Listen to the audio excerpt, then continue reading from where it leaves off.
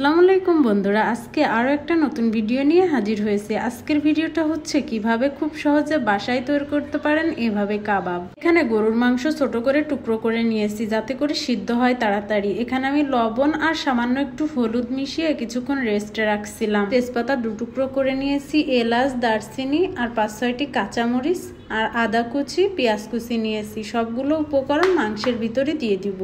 আমি স্বাদ মতো লবণ নিয়ে নিয়েছি, হাফ চা চামচ জিরা গুঁড়া নিয়েছি, হাফ চা চামচ ধনিয়া গুঁড়া নিয়েছি আর লাল মরিচটা আমি একটু বেশি নিয়েছি। এখানে আমি হাফ চামচ লাল মরিচের গুঁড়া নিয়েছি, 1 চামচ রসুনের পেস্ট নিয়েছি, 1 চামচ পেঁয়াজের পেস্ট নিব। আমি এখানে আদা কুচি ব্যবহার করছি, তার কারণে এখানে আমি পেস্ট নেই নাই। 1 ঘন্টা আগে বুটের ডাল ভিজিয়ে রাখছিলাম, বুটের ডালটা নিব। এখানে আধা কেজি মাংস নিয়েছি, যে কারণে আমি হাফ কাপ বুটের ডাল নিয়েছি। বুটের ডাল বেশি দিলে কিন্তু খেতে ভালো লাগবে না। এখানে রেগুলার রান্নার তেল দিয়ে নিয়েছি সামান্য একটু। সবগুলো উপকরণ হাত দিয়ে খুব ভালো করে মিক্সড করব। এভাবে কাবাব তৈরি করলে খেতেও অনেক ভালো লাগবে। আমি এখানে রাঁধুনি কাবাব মশলাটাই নিয়েছি। এখানে 6 টেবিল চামচ কাবাব মশলা নিয়েছি। কাবাব মশলাটা অপশনাল, আপনারা বাসায় থাকা উপকরণ দিয়েও কিন্তু এটা বানিয়ে ফেলতে পারেন। কাবাবটা আপনারা যে কোনো কিছুর সাথে খেতে পারেন, স্ন্যাক্স হিসেবেও খেতে পারেন, পোলাও, বিরিয়ানি। একটা প্যান নিয়ে নিয়েছি, এবার মাংসটা দিয়ে দিব। মাংসটা দেওয়া হয়ে গেলে পানি দিয়ে নিব, তারপর 30 মিনিট রান্না করব। 30 মিনিট পরেই কিন্তু আমাদের মাংসটাও সিদ্ধ হয়ে যাবে আর ডালটাও সিদ্ধ হয়ে যাবে। এবার আমি একটা ঢাকনা দিয়ে ঢেকে দিয়েছি। মিনিট পর ফিরে এলাম, দেখুন কতটা সিদ্ধ হয়েছে।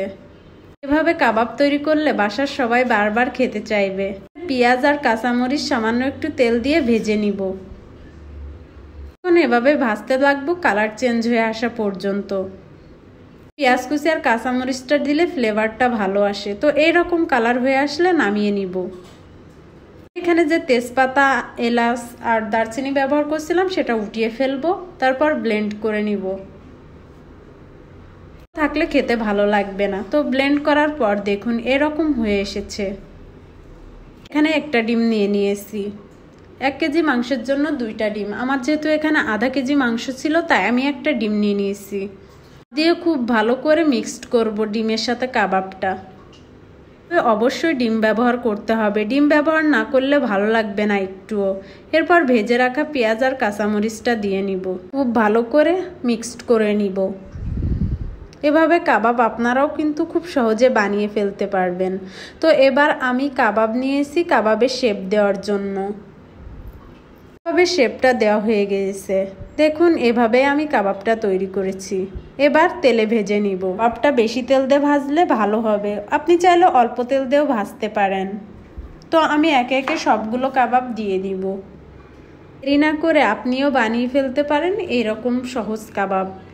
সহজ পদ্ধতিতেই দেখিয়েছি আপনাদেরকে এই কাবাবটা।